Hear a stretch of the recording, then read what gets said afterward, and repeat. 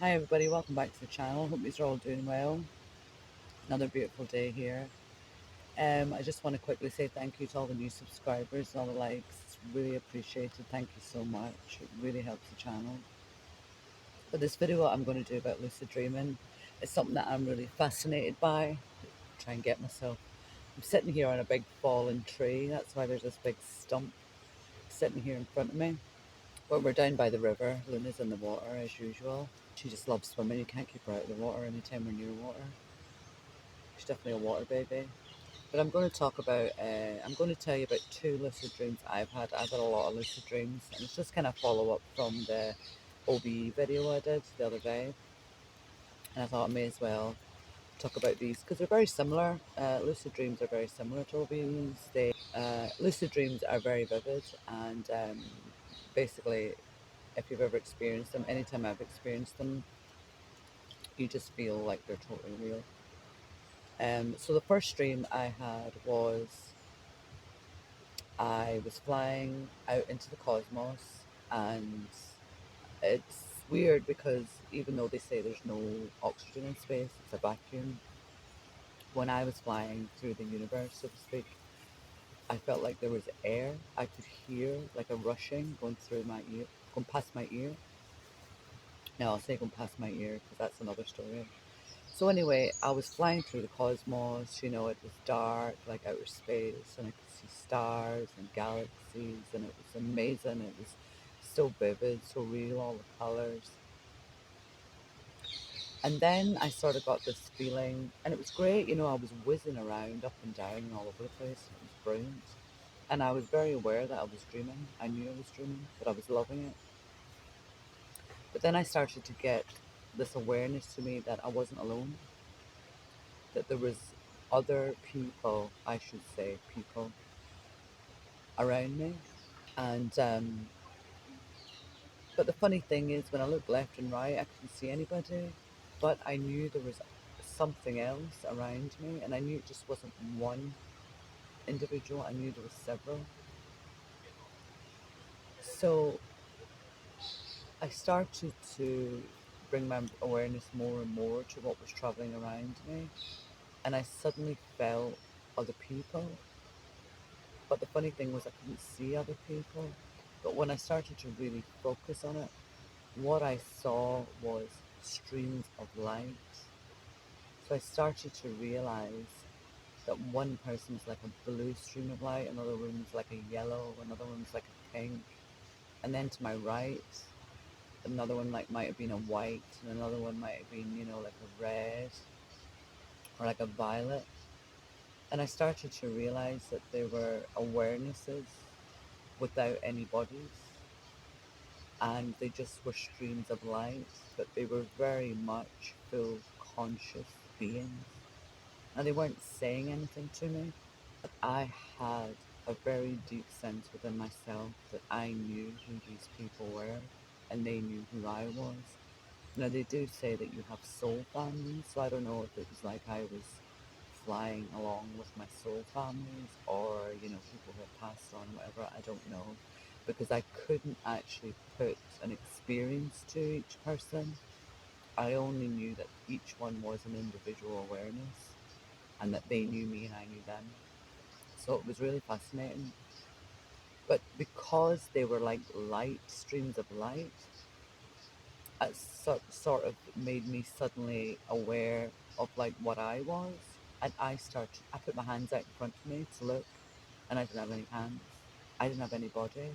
I realized I was the same. I was a stream of light. I could start to see like violet and yellow lights emanating in different colors from around me. So this went on for ages, and this was basically the whole dream, was me flying in and around the universe with these other beings. Now, I don't mean like ET beings, I mean they were human beings. Now, whether they were other, sort of astral travelers that were lucid dreaming as well, or whether they were people who had passed on, I don't know. I couldn't pinpoint who they were. I just knew they were other human beings. So that was the first one. Now, the second one I had was very interesting. And I don't know if any of you have ever heard of Edgar Casey, who was called the Sleeping Prophet, who used to go to sleep, and he would go to the Akashic records, and he would bring back cures for people. They would come to him if they were sick, and he would give them the cure. And basically, what he would do is he would astral travel in his sleep and go to the Akashic records and find the answer. So the Akashic records is supposedly the place in our universe that collects every bit of information about everything that ever was and ever will be is stored in this area called the Akashic Records. He would astral travel and go there and bring back the answers. So the reason I'm telling you this is because in this dream, I was out in the universe again flying.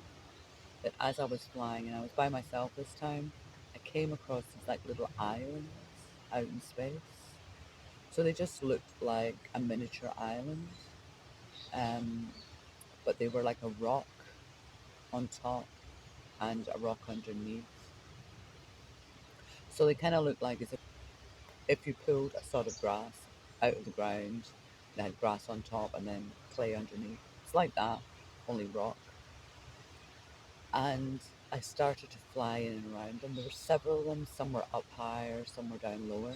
But as I got close, some were bigger than others, but as I got closer to them, I realized that there was like a very bright golden yellow light emanating from all of these different little islands. So I started to fly down closer, and then I started to realize there was little stone buildings, like little domes, on these islands. Some of the smaller ones had one building, and some of the other ones had two or maybe three, but each one had a golden yellow light, very bright, emanating. Can you imagine if you had a gold bar and sunlight was shining at that real bright gleam that would come off it? It was like that. Now they all had windows, carved out windows and carved out doors, but no glass or no doors, they were just open.